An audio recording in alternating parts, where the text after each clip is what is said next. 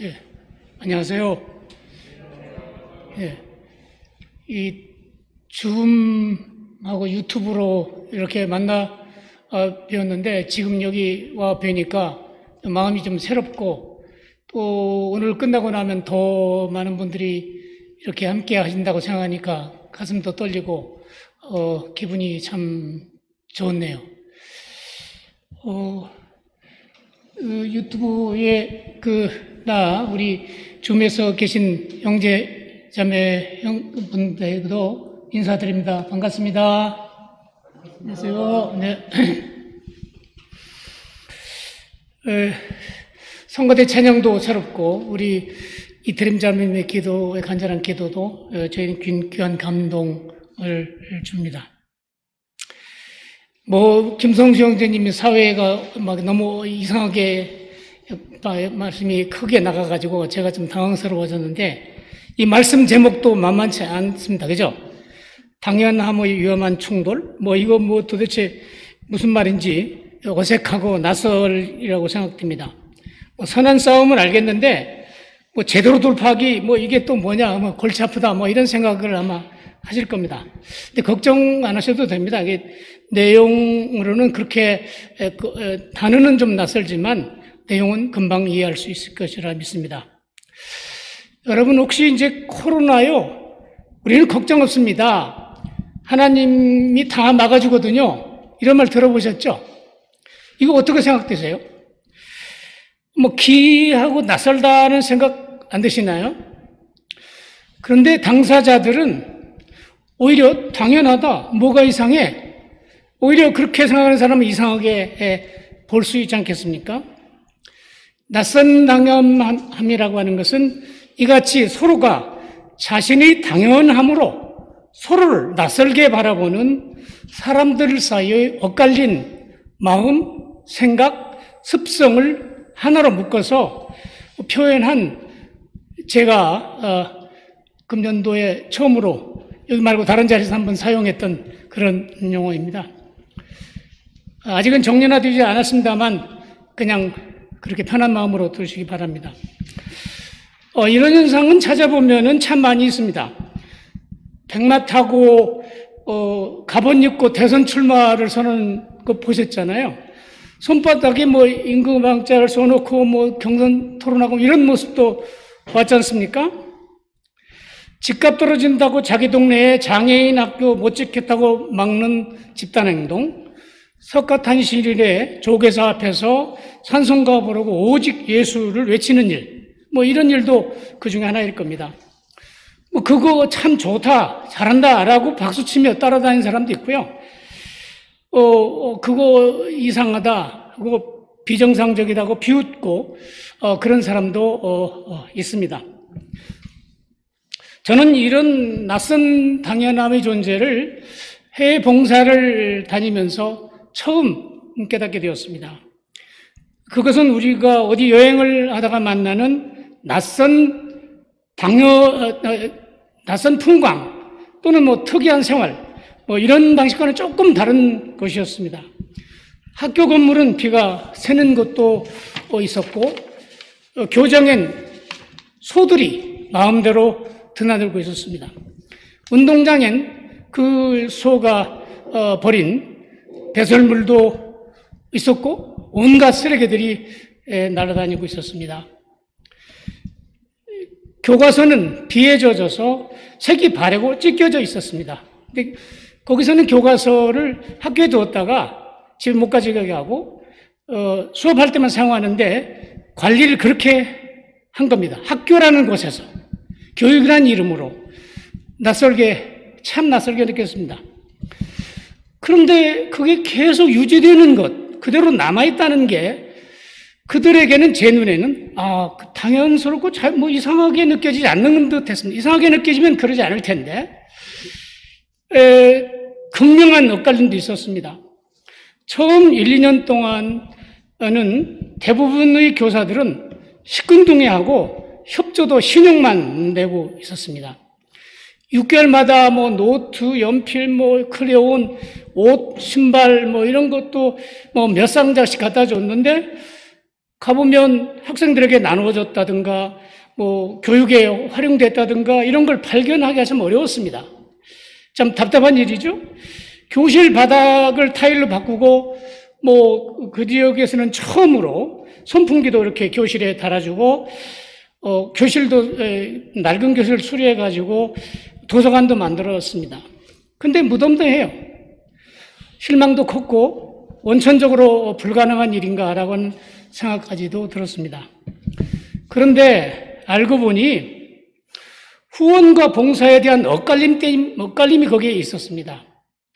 그들에게 있어서 후원과 봉사는 자기들 사정과 마음은 묻지도 않고 마음대로 휘젓다가 가는 활동, 후원금이나 물품 전달해주고 사진 찍고 하는 그냥 보여주기 행사로 그들에겐 자리 잡고 있었습니다.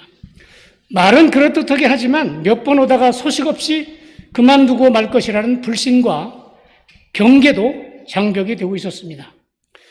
그래서 학교 공터에 소와 오리를 키우고 유실수와 채소를 기르는 생태 농장을 조성하자.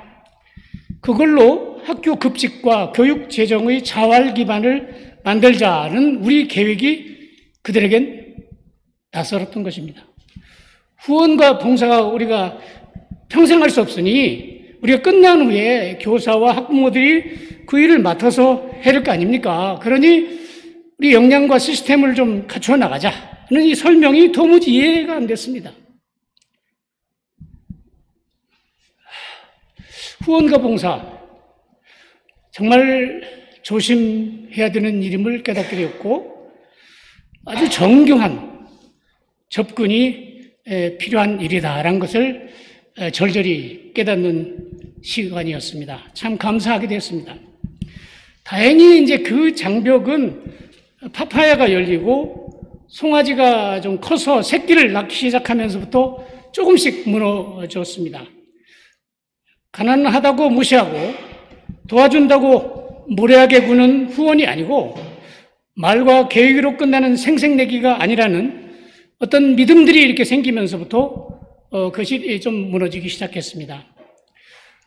그리하여 코로나가 때문에 3년이라는 세월을 긴 시간을 방문을 못했죠. 그랬는데 얼마 전에 소가 이걸 좀 팔아가지고 학교 진입로도 좀 포장하고 새로운 그 농장의 관수장치도 만들겠다. 그 농장도 리모델링을 좀 해야 되겠다. 교원들의 연수비로 좀 사용하겠다 하는 이런 소식이 번져졌습니다. 몽골에서도 볼펜 크기만한 나무가 울창한 숲으로 변화했고 유명한 신혼여행지와 학생들의 숲교육 장소로 사용되고 있다는 소식도 보내왔습니다. 2017년부터 시작한 학교 자활숲 조성 활동도 교사와 학부모들이 과일 채소 농사를 지어서 얻은 소출을 기뻐하며 나누는 사진도 보내줬습니다. 자활농장을 더 늘려 얻은 소득으로 학교숲과 마을숲도 만들겠다는 계획도 전해왔습니다.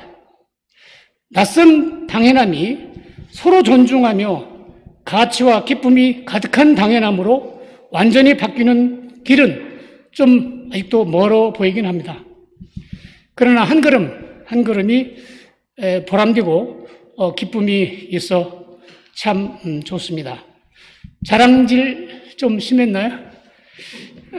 이왕에 자랑질이 나왔으니 제가 잠깐 한번 좀 보여드리겠습니다. 한번 좀 잠깐 보시죠. 보이나요? 됐어요? 예. 이어서 좀 제가 이쪽으로 좀, 지난번에 저기 보니까 이게 이렇게 하니까 말이 잘 안 들리더라고요. 저쪽에서. 예, 그래서 제가 다시 이렇게 나왔습니다. 이게 이제 뭐 그냥 자랑질인데, 이게 이게 소가 이렇게, 어디 안 보이나? 어디, 응? 안 되나? 아, 소로? 이쪽으로? 아, 요래요. 이런, 큰일 났네. 예? 아니, 맨 앞에, 어디? 아이고, 이거 어디 갔지? 아까 그거. 예, 미안합니다. 아이고, 그거 앞에 건데, 원래 거. 야, 이거 시간 많이 가겠네. 예, 여기에 그 소가 이렇게 많이 자라지고 있죠. 한 학교에 한 마리씩 줬는데, 그 다음에도 또 사주고, 한 몇 마리 사줬는데, 이제 한 15, 16마리로 이렇게 자라고 있고요. 그 다음에 이제, 이렇게 교실도 이렇게 바꾸고, 그랬습니다. 학교도 만들고, 선풍기도 만들고, 교실도, 저렇게 지금, 저쪽에 파파야도 이렇게 자라는 모습 나오죠? 그랬더니 이제 이분들이 작년이죠. 그러니까. 금년에는 지금 연락이 없어요. 근데 교장 선생님이 코로나 걸렸다고 그래서 걱정이 됩니다만은 이렇게 했다고 하는 사진을 보내왔습니다. 여기 이제 몽골인데요. 이렇게 저 조그마한 여기 볼펜 크기만한 나무가 지금 저렇게 큰 숲을 이루고 있습니다. 그래서 이렇게 신혼여행지도 하고 있고 학생들이 교육을 하러 이렇게 지금 나오고 있고요.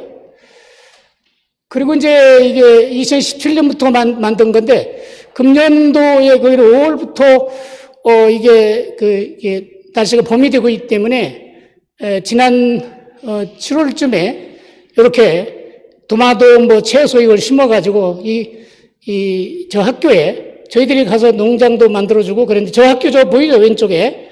몽골의 학교는 저렇게 나무가 하나도 없는 학교가 대부분입니다. 아예 운동장 하나도 없어요. 근데 이 학교는 조금 있었고요. 이렇게 숲을 만들어 나가면서 이런 것이 있어야, 말하자면 가축에만 의존하던 삶으로부터, 이렇게 조금 삶의 구조를 조금씩 바꿔나가는 그런 실습을 좀 들어가고 있는 중입니다. 근데 많이 지금 현재까지 보여주는 걸로는 좀, 괜찮아 보이는가, 이렇게 생각을 합니다. 근데 자랑질을 너무 해서 죄송합니다. 네. 그런데요, 얼마 전에요, 이 낯선 당연함의 존재를 더 충격적으로 제가 체험한 일이 있었습니다. 옛날 주일학교 제자애가 제가 문자를 하나 보냈는데 그게 단초가 됐습니다. 잘 지내고 있지? 보고 싶구나. 시간 내에 한번 만나자. 어때요? 평범하죠? 그리고 좀 정도 있는 단어 아닙니까? 그런데 이렇게 답글이 왔습니다. 선생님께서는 저희가 가장 꺼려하는 단어만 쓰셨네요. 우리 집에서는 그런 말을 꺼내면 온통 울음바다로 변한답니다. 엇갈려도 참 엇갈리죠. 그 배경은 이렇습니다. 문자를 보내기 좀 가슴이 아픕니다만은 한 6개월 전쯤에 그 제자의 장성한 대학생 아들이 갑자기 극단적 선택을 했습니다. 말 그대로 억장이 무너지는 일이 벌어진 것입니다. 한두 번 위로의 자리를 갖긴 했지만 또 만나려고 이런 문자를 보냈는데 이런 답글이 보내진 겁니다. 상황 이해되시죠? 더 이상 만날 수도 볼 수도 없는 아들. 잘 지내고 있냐고 물어도 아무 대답이 없는 아들에 대한 그리움, 절망감, 절절히 느끼시죠? 잘 지내고 있지? 보고 싶구나. 시간 내에 한번 만나자는 아주 평범하고 따뜻한 말. 그것도 그에게는 가슴을 찐 말이 될 수 있다는 것. 이거 미처 깨닫지 못해서 제 자신이 참 밉기도 했습니다. 아무리 선한 뜻이라도 가슴을 후협하는 말이 될 수 있고 마음이 장벽이 될 수 있다는 깨달음을 갖게 돼서 저 또한 감사했습니다. 낯선 당연함은 그렇게 우리의 일상에 늘 존재하는 일이고 전혀 의도하지 않은 파열음을 낼 수도 있는 존재였습니다. 화성에서 온 남자와 금성에서 온 여자 이야기, 5060 꼰대보다 3040 점권이라고 많이 쓰더라고요. 점권이 더 질린다는 20대의 이야기. 끊이지 않는 학교 폭력과 권력형 성폭행, 참 풀기 어려운, 좀 죄송합니다만은 다 풀린 것도 있겠죠? 시어머니와 며느리 관계. 이것도 그 양상 중에 하나였습니다. 모두 자기는 정상적이고 당연한데 상대방은 이상하고 낯설다는 그 마음, 생각, 습성들이 서로 엇갈리고 부딪히는 형국, 이것입니다. 아시다시피 사람이 마음, 생각, 습성은 얼굴만큼이나 천차만별합니다. 무엇이든지 남의 탓으로 돌리는 사람도 있고 남의 잘못을 모두 자기 책임으로 돌리는 사람도 있습니다. 받은 상처는 평생 잊지 못하는 사람이 있는가 하면 입힌 피해는 금방 까먹는 사람도 있습니다. 먼저만도 못한 일에 목숨을 거는 사람도 있고 수많은 사람이 죽어가는데도 눈 하나 깜짝 않는 사람도 있습니다. 웬 참견이세요? 100애나 잘 키우세요. 이런 말 혹시 들어보셨죠? 혹시 아시나요? 이렇게 세상이 복잡해졌습니다. 조심하고 또 조심해도 무시와 무례로 전달될 수 있고 진정을 다해도 오해와 상처가 생길 수 있다는 이야기 아닙니까? 낯선 당연함, 대충 개념이 잡히셨죠? 이런 눈으로 파고 들어가 보니 낯선 당연하면 아주 위험하게 충돌을 하기도 했습니다. 언론 보도들이 그걸 가르쳐 주었습니다. 농담과 폭력 사이 일상화된 청소년 혐오 표현, 집단 체벌에서 학교 폭력까지 스포츠 폭력 어두운 역사, 안산 쇼트커트 놓고 황당한 논란, 외신도 비판 화살, 포괄적 체벌금지법, 찬반의 개신교 둘로 쪼개져, 임대와 섞이기 싫어, 부동산 대책도 막은 구별지키, 이런 것들이 찾아보니 수도 없이 많았습니다. 낯선 당연함은 이렇게 우리의 일상생활 곳곳에서 편견과 혐오, 이 장벽을 만들고 있었습니다. 외모나 신체 조건, 성별이나 성 정체성에 대한 낯선 당연함, 자유와 인권, 차별과 체벌, 이해관계와 가치관들이 그렇게 엇갈리고 위험하게 충돌하고 있었습니다. 더 가관이랄까요? 답답한 것은 이념이나 정파와 이것이 결합되고 집단화되면 이게 적대와 폭력을 하고 급기야는 공동체의 존립 자체를 위협하기도 하였습니다. 여야 검찰 개혁, 현격한 시각차, 사사건건 대립, 누구도 무엇도 쉽게 믿을 수 없는 불신 사회로 전락한 대한민국, 홧김에 하루 한 건꼴 분노하는 대한민국, 이런 단어들이 찾아보니 참 많았습니다. 한숨이 절로 나오지 않습니까? 엘리트 카르텔이라는 말 들어보셨죠? 출세하고 높은 자리를 차지한 이들이 짬짬이로 나라를 헤집어 놓는 고약한 낯선 당연함의 존재 형태 말입니다. 말이 좋아서 카르텔이지 국민으로부터 위임받은 권력과 책임을 내팽개친 집단 범죄가 아니겠습니까? 그 마음, 생각, 습성에 공동선, 공공의 책임, 신의성실, 염치, 이런 것이 혹시 낯설게 느껴지지 않을까? 이런 생각이 들 정도 아닙니까? 그들에게서 법치주의라고 하는 말은 법에 의한 통치가 아니라 법을 마음대로 주무르는 엿장수 통치, 제가 이런 말 자주 씁니다.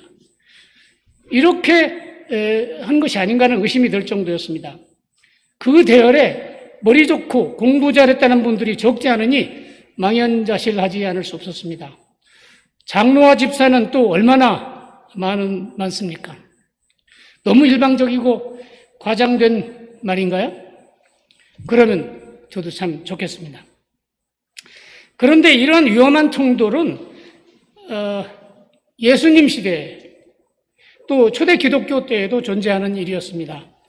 메시아, 안식일, 예배, 헌금, 세리와 창녀의 구원 등 이 믿음을 두고 일어난 엇갈림이 우리 예수님을 십자가 처형시킨 이 엄청난 사건을 만든 주범이 아니었습니까?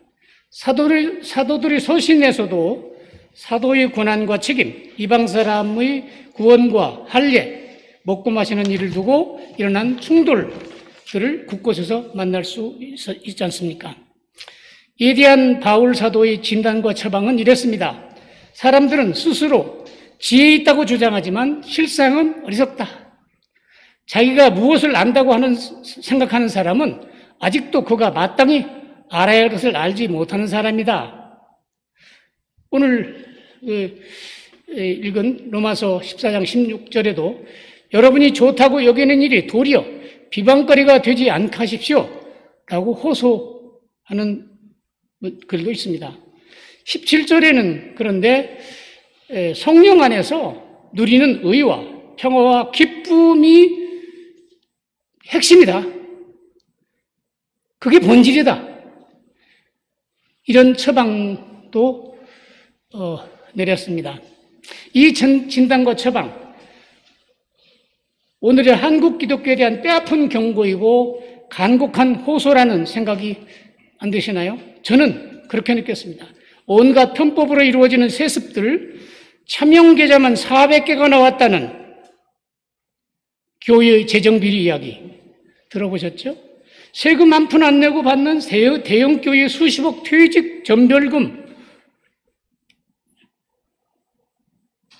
이건 참 읽기도 죄송스럽습니다만 아동 성범죄 절반이 목사라는 절망적인 보도도 있었습니다. 금년에 목회 데이터 연구소와 21세기 교회 연구소가 공동으로 조사한 결과에 따르면 19세부터 39세 청년 700명 중 열성신앙인입니다. 이 36%가 앞으로 교회를 나가지 않거나 신앙을 포기할 것이라고 응답했다고 합니다. 36% 열성신앙인. 그들의 불만은 교회 지도자들의 권위주의적 태도, 시대를 따라가지 못하는 교회의 고리타분함, 교인 간 형식적인 관계, 교회 지도자들의 언행 불일치, 불투명한 재정, 이렇게 순으로 나왔다고 합니다. 많은 깨우침을 주죠. 우리 세길교회도 무엇을 위해서 무엇인가 한번 점검해야 될 부분이 있다는 생각을 하게 됩니다. 이 참담한 이야기는 구원과 믿음의 핵심과 본질을 잘 안다는 착각, 자신들은 늘 옳고 좋은 일을 한다는 오만이 주범이 아니겠습니까? 그 당연함에 갇혀 스스로 비방거리를 만들고 있다는 것을 깨닫지 못하기 때문일 것입니다. 그럼에도 불구하고 너나 자라 라고 공격하는 분도 있겠죠? 할렐루야, 아멘 외치면서 방어벽을 쌓는 사람도 있지 않습니까?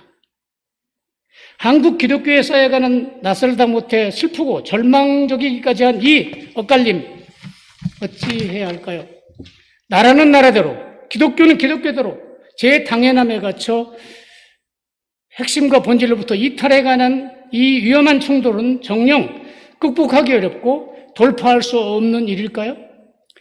저는 지난해 이정배 교수님께서 앞장서신 2020 다시 희망 준비위원회가 종교개혁주의를 맞이해서 발표한 죄책 고백과 희망 선포, 여기에 저는 희망을 걸고 있습니다. 세길사역위원회가 후원하고 연대하는 단체를 방문해 보니 거기에도 희망의 불씨는 살아있었습니다. 어려운 이웃의 곁이 되고자 고생하고 교회개혁과 신학혁신을 위해서 땀을 흘리는 이들도 적지 않았습니다. 불법 경영과 부당해고에 맞서는 것이면 무조건 싸워도 밥 먹고 하라면서 밥차를 갖고 달려가는 이들도 우리가 만났습니다. 저는 이 희망의 불씨들이 한국 기독교의 미스바의 기적과 평양의 기적처럼 변혁의 횃불이 되기를 간절히 소망합니다. 그리고 3.1운동과 민주화운동의 밑거름이요 동력이 되었던 것처럼 대한민국의 위대한 게임 체인저가 되기를 투순모아 기원합니다. 우리 세길 공동체도 그 동력에 어떤 보탬이라도 되어야 하지 않을까라는 생각을 갖습니다. 우리 이태림 자매님 아까 말씀하신 기도 속에서 들었죠? 아마 우리 교우들도 곳곳에서 이런 곁이 되고자 하는 노력들을 많이 하시려고 믿습니다. 그것을 좀 모아보자. 우리가 함께 이런 생각을 했습니다. 이 간절한 저의 소망과 기원을 에게 안고 이제 선한 싸움으로 제대로 돌파하기라는 좀 부담스럽고 한 말씀으로 말씀 옮겨가겠습니다. 선한 싸움은 디모데 전후서에 여러 번 나타납니다. 이 말씀은 이 땅에 하나님이 선이 지배하도록 모든 악과 맞서 싸우는 것을 가리킵니다. 그리고 디모데전서 6장 4절 이하를 그 외에도 여러 구절이 있습니다만 여기를 보니까 그 악은 교만, 시기, 분쟁, 비판, 의심, 거기도 특히 이제 돈의 욕심과 유혹 이걸 굉장히 강조했더군요. 올무 이것들로 표현되어 있었습니다.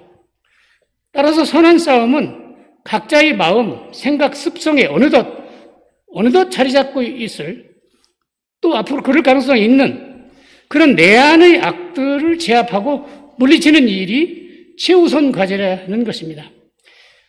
이 때문에 그 싸움은 만만치 않은 싸움일 수밖에 없습니다. 늘 그렇게 살아왔고 옳고 정상적인 길로 여겨왔으니 싸워야 할 대상이라고 인식하기도 어렵다는 것입니다. 인식한다 해도 정체성이 흔들릴 것 같고 자존심이 허락지 않아서 바꾸려고 할 생각을 갖기 어렵다는 것입니다. 그런데 제가 좋아하는 성찰적 혁신론에 따르면 이것은 얼마든지 극복될 수 있고 기르고 개발할 수 있다고 합니다. 그 첫 번째 방법으로 자기인식과 자기조절을 들고 있습니다. 자신의 감정과 사고의 흐름을 돌이켜 보고 솔직하게 인정하며 억제할 것을 스스로 구별하고 통제하는 이런 조절 역량이 인간에게 있다. 이걸 키우자. 이런 말씀입니다. 당연시되어 보이지 않는 자신의 마음, 생각, 습성을 냉철하고 낯설게 바라보면 조절해야 될 대상을 직시할 수 있고 그것을 솔직하게 인정하면 바꿀 수 있는 내적 동기와 동력이 생긴다는 것입니다. 그리하면 자신의 정체성과 자존심도 지키면서 스스로 조절도 할 수 있는 이중 효과가 있다는 것입니다. 그럴듯해 보인가요? 그런데 에베소서 6장 12절에 보면 이렇게 기록되어 있습니다. 우리의 싸움은 피와 살을 가진 사람들을 상대로 하는 것이 아니라 통치자와 권세자들과 이 어두운 세계의 지배자들과 하늘에 있는 악한 영들을 상대로 하는 것입니다. 선한 싸움의 대상은 내 안의 악만이 아니라는 것입니다. 하나님이 선을 가로막고 그에 해당하는 모든 세력들과 그 영적 싸움 또 하는 것도 굉장히 중요한 일이라는 것입니다. 낯선 당연함에 갇혀 차별과 혐오를 양산하는 집단, 이해관계나 정파와 결속하여 갈등과 적대를 증폭시키는 세력과 선한 싸움을 벌여야 한다는 말씀으로 저는 받아들였습니다. 착각과 오만에 갇혀 구원과 믿음의 핵심과 본질을 왜곡시키는 세력들과 싸워 이겨야 제대로 된 선한 싸움이라는 말씀이겠죠. 하나님의 선, 그것마저 세상의 비방거리로 전락시키는 세력들이 남아있는 한 싸움은 끝나지 않을 것이라는 말씀일 것입니다. 바울 사도는 사탄도 빛의 천사로 가장하고 의의 일꾼으로 가장한다고 해도 조금도 놀라지 말라 하였습니다. 분열의 올무를 놓는 사람들은 자기의 탐욕을 숨기고 그럴듯한 말과 아첨한 말로 순진한 사람의 마음을 속인다고도 하였습니다. 어지간한 자세로 싸우다간 필패할 것이라는 깨우침이 아니겠습니까? 그래서 하나님께서 주시는 장비로 완전 무장을 하라고 강권하였을 것입니다. 그러지 않으면 교묘하고 집요한 저항과 공격을 제대로 돌파할 수 없다는 말씀 아니겠습니까? 낮은 자 높이고 높은 자 낮게 하며 공의가 물처럼 흐르고 정의가 강처럼 흐르는 하나님의 선한 당연함, 이것이 이 땅에 충만하게 하는 일이 그렇게 쉽겠습니까? 지금 우리는 대선의 국면에 접어들고 있습니다. 높아짐 때문일까요? 저는 그 세력들이 무슨 관계와 속임수와 위장과 아첨으로 대선을 흔들어 놓을지 모른다는 걱정을 덜칠 수 없습니다. 성찰적 혁신론은 혁신적 지성의 강력한 연대와 감동적 문제 해결력을 해법으로 제시해 주었습니다. 그런데 이 연대가요, 낯선 당연함에 가려서 연대가 굉장히 약화되고 있고, 감동적 문제 해결력도 충분해 보이지 않습니다. 감동적 문제 해결력. 이걸 더 길러야 될 것 같은데 부족해 보입니다. 30년 전 세계일 공동체가 세워질 때보다도 더 암울해질지도 모른다는 두려움도 생겼습니다. 우리의 귀한 청년들이 눈물과 피로 얻어낸 민주화가 허망하게 무너지지 않을까라는 생각이 들어서 잠을 설칠 때도 많습니다. 저는 눈만 감으면 잠들었습니다. 그래서 집에서 많이 혼납니다. 그런데 제가 잠이 잘 안 옵니다. 불쌍하죠? 그래서 궁예지책으로 세계일 공동체의 창립 선언문이라도 크게 외쳐보고 싶었습니다. 희망과 용기를 갖고 선한 싸움으로 제대로 돌파하려는 마음을 모으고 싶어졌습니다. 어떻습니까? 여러분이 오늘 마침 종교개혁주의라는 거 아시지 않습니까? 이 선언문 여러분과 함께 같이 외치면 좀 더 힘이 나지 않을까 이런 생각을 합니다. 그래서 이렇게 맞죠?